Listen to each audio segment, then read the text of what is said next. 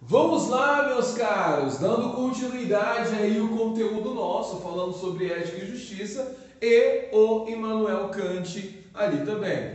Bom, um dos pontos que eu gostaria de abordar com vocês é ali, Kant viveu no século XVIII, né? Ele está vivendo todas as transformações daquele contexto que eu abordei para vocês na aula anterior e vem um ponto fundamental e essencial. Kant também foi influenciado pela revolução científica do século XVII, que trouxe para nós aí as leis naturais, a análise das leis universais e no caso da ciência da natureza. Podemos citar ali o próprio Isaac Newton, né, com as 3 leis da física consideradas leis universais e outras ali dentro desse contexto que surgiu.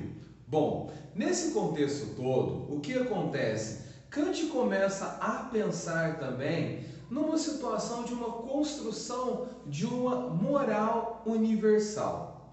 Essa moral universal, ela seria independente da sua moral pessoal. Ai, professor, não estou entendendo porque eu não sei o que significa moral. Então vamos lá que eu vou te explicar para você. A moral seria basicamente quase a mesma coisa do que aquilo que nós entendemos ali pela ética. Deixa eu explicar melhor. A palavra ética vem do ethos, foi criada pelos gregos. A moral foi criada ali pelos romanos. É a tradução da palavra ética pelos romanos. Lógico que o significado para a época é diferente do significado atual. Por quê? Assim como a ética, a moral está baseado ali em crenças, a moral está baseada ali na religião, a moral está baseada na particularidade, a moral está baseada nas condições de relações de família e amigos. Bom, então são conceitos pessoais ali, que ao longo dos anos podem ser ampliados. O que acontece? Com relação à ética, ela passou a ser um mecanismo de estudo da moral e entender de uma forma em que pudesse abraçar essa questão moral e dando liberdade aos indivíduos de utilizá-la. Então, olha, se você for muito esperto, você já notou que até usei um pedacinho do Aristóteles aqui, mas vamos aí só para exemplificar para vocês. Vamos parar com Aristóteles, voltamos ao Kant. Kant dizia o seguinte: o que nós precisamos ter? Assim como temos nas ciências da natureza leis universais, como por exemplo as 3 leis da física, a primeira, a segunda, a terceira lei de Newton. Olha, se eu lançar um objeto, o objeto vai cair. Olha, isso é universal, toda ação provoca reação. Verdade, não vamos questionar isso. Né? São leis universais. Ele fala que deve existir também uma moral universal. E essa moral universal, ela seria independente do local em que você vive, ela seria independente também da sua religião. Se você fosse católico, muçulmano, judeu, ou se você não tivesse religião nenhuma, ou se você nasceu no Brasil, no Japão, na Índia, na Polinésia, independente nos Estados Unidos, na Groenlândia ou numa tribo indígena, a moral ela seria universal. Percebe-se aqui o que ele está querendo fazer? Que ele está querendo construir uma moral universal para que todos pudessem viver. Só que para ele construir essa ideia de moral universal, ele precisava ali romper com aquilo que ele vai chamar de irracional. Por quê? Somente seríamos possíveis de ter uma moral universal entendendo que todos nós somos iguais e todos nós temos a liberdade e desta forma ali não há um processo de hierarquia em que a gente possa falar que o indivíduo, por ter dinheiro ou por ser assim ou por ser assado, é mais do que o outro. E desta forma, ali nós estaremos pautando como seres irracionais. O ser racional, ele é dotado de igualdade, de liberdade para todos. Então, se nós considerarmos os direitos naturais e considerarmos que nós nascemos ali e temos aqueles direitos, é possível, como forma racional, considerarmos homens racionais a ideia de construir também uma moralidade universal. É esse o ponto ali que o Kant está trabalhando. Então vamos lá, preste atenção.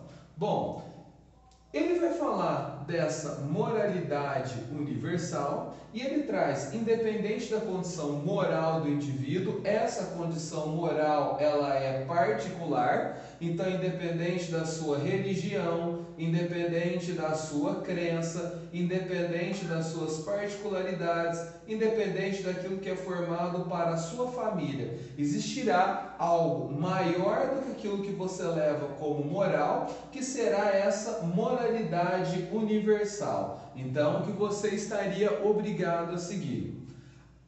A moralidade é universal. Ele deixou bem claro. Ela é universal e você deve seguir ela. Então ele está falando da construção dessa moralidade universal.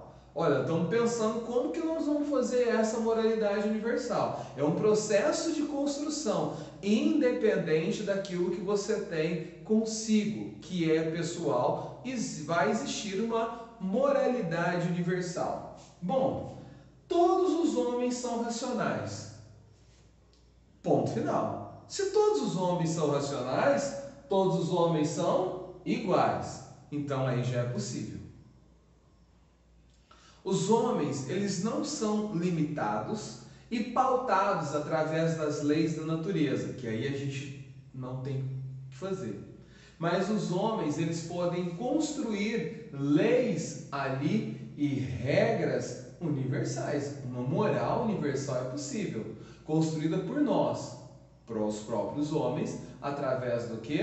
Da nossa racionalidade.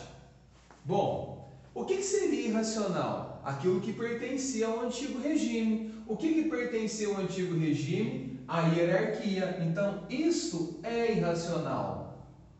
Aonde muitas vezes a pessoa ela passa a ser qualificada pela sua condição social, sendo que nós somos iguais. Então, a hierarquia ela é irracional. Bom, e aí ele fala o seguinte: para construir essa moralidade, nós precisamos da razão, do pensamento racional. E aí ele vai dividir isso em duas partes, entre a razão pura e a razão prática. O que é a razão pura? O conhecimento, que é quando eu estou ali construindo, eu estou pensando, é a fase teórica, eu estou construindo um movimento lógico, pensando antes de colocar em prática.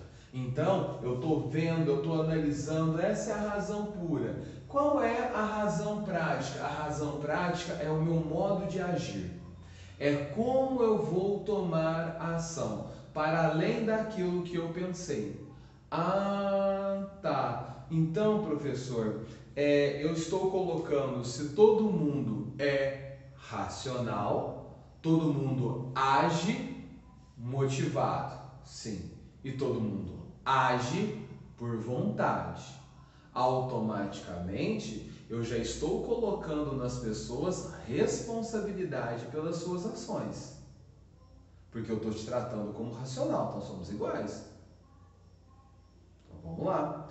Outro ponto importante: as pessoas agem com intencionalidade.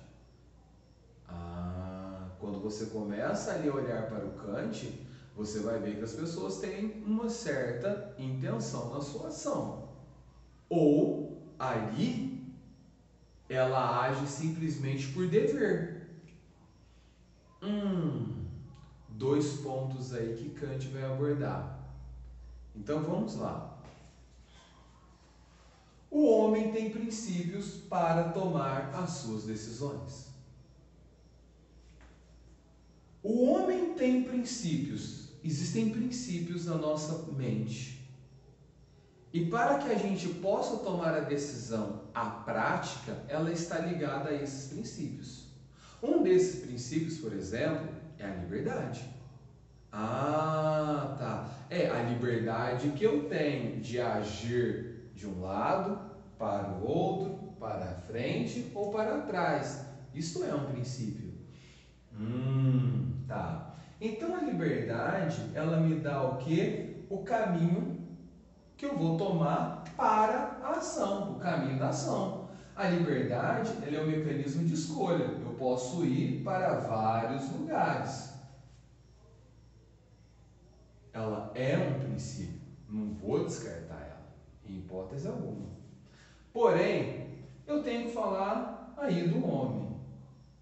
E esse homem, ele parte para ali a razão prática, que é a sua ação. Então vamos lá. Para o homem agir, para a sua ação, ele tem uma motivação. Qual que é essa motivação dele? A vontade. E essa vontade, ela funciona por princípios. Por princípios. Qual que é o princípio que eu te dei no exemplo agora? A liberdade. Então, olha só, o princípio aqui permitiu a ele, no caso o princípio da liberdade, a escolher ali a ação que ele vai tomar pela sua vontade, pela sua responsabilidade pessoal. E aí, essa vontade ela pode ser boa ou ela pode ser ruim. Vai depender dele. Ele tem liberdade de escolha. Porque a liberdade, ela é um princípio. Que permite a ele escolher ou uma coisa ou a outra. Porém, esse ponto da escolha entre aquilo que será bom e aquilo que será ruim depende daquilo que nós iremos chamar de consciência moral. E o que seria esta consciência moral? A consciência moral é o ato de reflexão do homem para a ação, sobre aquilo que ele vai tomar. Então a consciência moral está ligada automaticamente ao fato ali dele agir. Então ele é consciente da ação que ele fez. Ele é consciente da escolha que ele vai tomar, pois ele refletiu. Olha, a consciência é a reflexão. A consciência moral é a reflexão e ele está agindo ali. Então ele age ali daquela forma, ou por dever ou ligada ali a seus princípios. Tá dando para entender? Agora, a ação dele pode ser boa ou ruim. Porém, o ato dele tomar a ação é fruto da sua consciência moral, que está ligada aqui ao homem, à sua vontade. A vontade boa, a vontade ruim. Ele tem liberdade para escolher. Correto? Eu vou melhorar isso daqui no próximo vídeo de vocês.